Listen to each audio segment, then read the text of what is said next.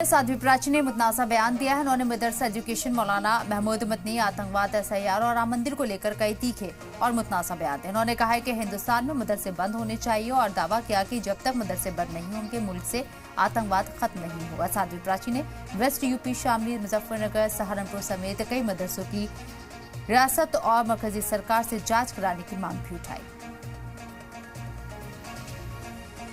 हाँ, जो bomb blast हुआ है उसमें जो महिला पकड़ी गई है वो पढ़ी लिखी महिला थी, कोई अनपढ़ महिला नहीं थी।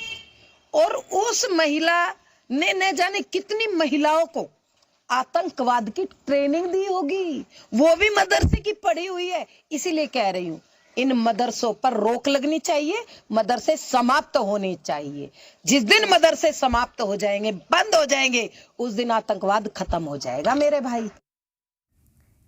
साध्वी प्राची के बयान पर पलटवार करते हुए ऑल इंडिया मुस्लिम कौमी सदर मौलाना शहाबुद्दीन बरेलवी ने अपने रद्द-ए-अमल का इजहार किया। साध्वी के बयान पर सख्त एतराज जताते हुए मौलाना शहाबुद्दीन ने कहा, मदरसों पर बेबुनियाद बयान देना मुनासिब नहीं है। साध्वी प्राची हमेशा दो तबकों के बीच में नफरत फैलाने वाली बात करती है। मौलाना शहाबुद्दीन ने कहा है कि इतिहास गवाह है कि जब आज़ादी की लड़ाई में हमारे मदरसों से मौलानाओं ने अपनी जान कुर्बान कर दी थी, लेकिन उन कुर्बानियों को भूलकर आज साध्वी प्राची मदरसों को कटघरे में खड़ा कर रही हैं, तो उनका इतिहास उन्हें पढ़ लेना चाहिए।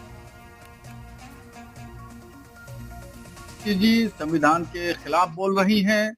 इन मदरसों का इतिहास साक्षी जी पढ़िए, प्राची जी पढ़िए।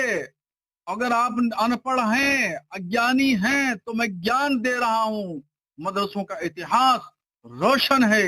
अज्ञानता के आधार पर आप मदरसों के खिलाफ बातें करना बंद कर दीजिए।